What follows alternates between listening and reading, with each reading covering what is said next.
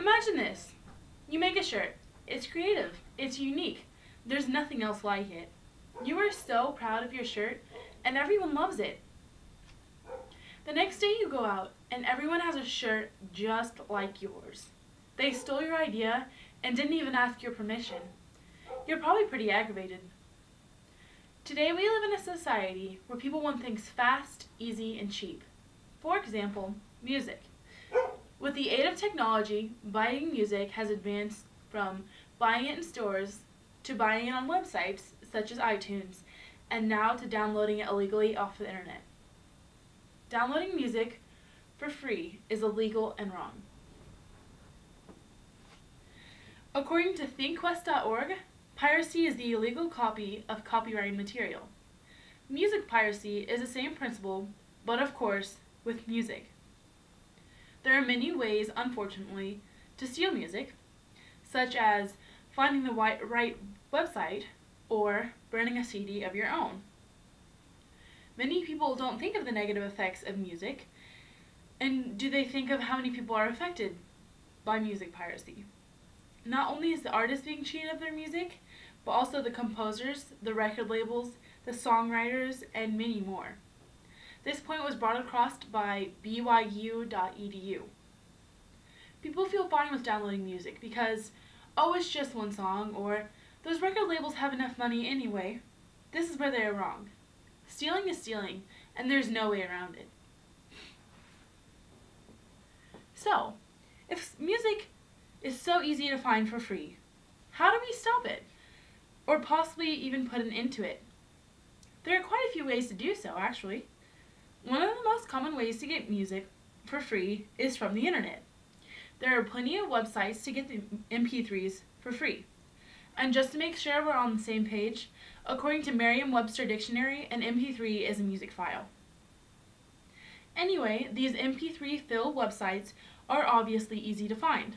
These people that put the hard time and work into making this music happen need to stand up and take action. Many actions could take place once the website is discovered, such as shutting the website down, making the websites purchase their music, finding them, or even possibly suing them. According to mathandreadinghelp.org, there are a good handful of companies and sites that are liable and legal, such as Apple's iTunes and Napster. These websites can stay up and running while the other ones are shut down and or prosecuted. Also, there should be harsher consequences on the people that do steal music. If this was done, it could possibly lower the crime and lower the desire to actually steal music. Catching music through burning of CDs is a lot harder. It's harder to track and much harder to find out who's doing it. A thing one person can do is to report them to a website called stoppiracy.org. This website has many helpful ways to report piracy, and they are really dedicated on ending music piracy. Now, these solutions may not be so easy, but they are necessary in order to give the time, credit, and money back to the people who earned it. So, how different would the world be if all music had a price and there was no piracy of music? Well, the first and most obvious change would be that the people who worked hard to create the music would be fully credited for their hard work. Also, there's a possibility that music would be cheaper. And this is a possibility because the companies would get full profit of the songs that they did, therefore they wouldn't be losing any money.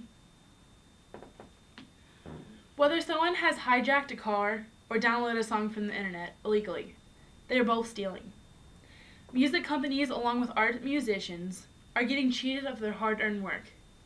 People may not realize the harm of music piracy, or maybe they just don't care, but when it comes down to the facts, downloading music off the internet illegally is a crime. With this being said, there are many possibilities to help end music piracy. If all the methods of stealing music were banished, the music industry would be properly accredited for their hard-earned work. Music piracy. It may go on unseen, but it's a crime that keeps getting larger and larger.